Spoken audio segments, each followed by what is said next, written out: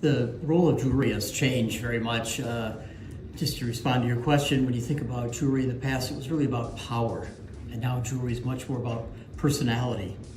Now, having said that, power is certainly part of personality, but we kind of move from tiaras and crowns to personal expression. Think about jewelry as something in the past was really just about being expensive, but not necessarily luxurious. And luxurious is more about lifestyle and fashion and creativity and art. So the jewelry store needs to evolve in the same way to keep up and to match the customer.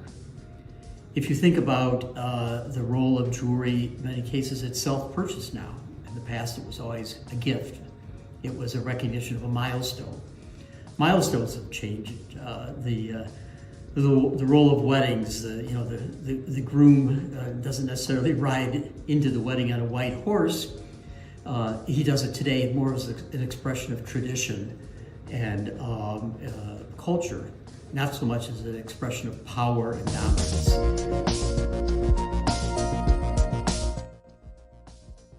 Jewelry is an expression of, there's this thing called the divorce engagement ring now, where people are celebrating another chapter in their life. The role of gender, the role of second and third marriage takes on a very different role than maybe the first. So culture has changed, society has changed, and the role of jewelry has changed, so the store has to change as well.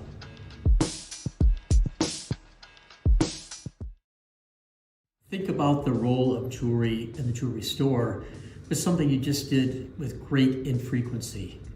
It was about buying a gift. Again, with the role of self-purchase, it's more on social selling, the chance to take a moment to a retreat, to come to an oasis, to exchange ideas. Maybe you're making your own jewelry. It's crafted uniquely for you.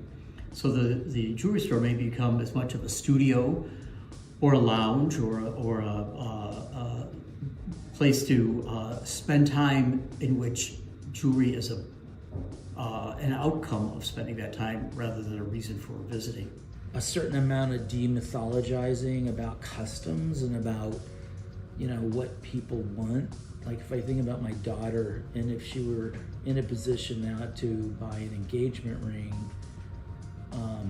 shop with her fiance, or whatever the scenario is, I think they would be expecting something authentic. And again, I've got to go back to this brand behaviors. If those five senses are really truly defined and broken down, chances are that new age customer will find an entry into that shopping experience, find something that works for them, something that's not overwhelming, something that could even get scalable in terms of something intimate, or a place to go, like whether it's a VIP space or somewhere that's not intimidating, where you're in everybody's watching you. Or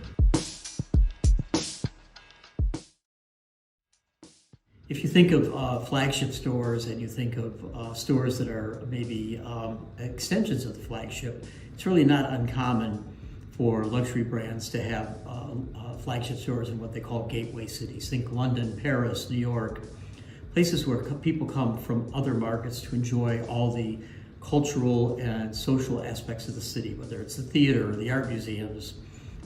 People come for different reasons, for travel, for conferences, for conventions. And these stores are here really to add to that excitement and to build visibility for the brand, in many cases for customers who may or may not have full access to the brand, but also just to have a unique, Instagrammable, memorable moment. Now, when you translate that to the market for that traveler, it needs to, albeit in a smaller space, it maybe with less investment, but with all the character and personality that the flagship store would have. And it's often a challenge to do this, and because it's closer to home, maybe the more personal aspects of the experience, the social aspects, the unique VIP room, even merchandise that maybe ties into the local community, and definitely connections with the local community are more important in that environment, where the flagship is really much more of an infrequent, destination experience.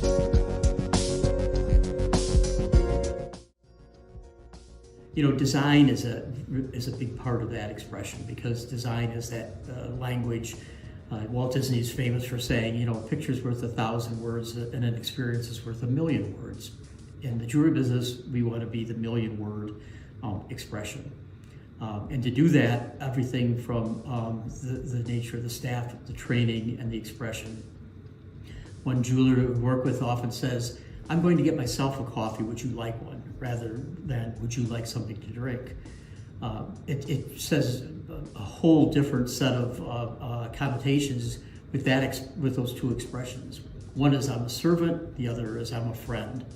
And in many cases today, that customer, where there's a sense of equality and shared interaction between the guest and the associate, it's really much more of a consultative, friendly experience than it is necessarily an expression of being a servant or power. The funny thing with luxury is it's great to have a lot, but not too much.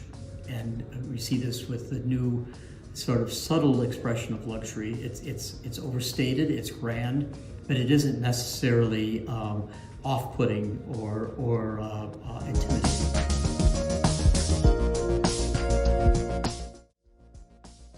So I think the biggest challenge in jewelry today is the growth of the power of luxury brands, and then the jewelers brand themselves.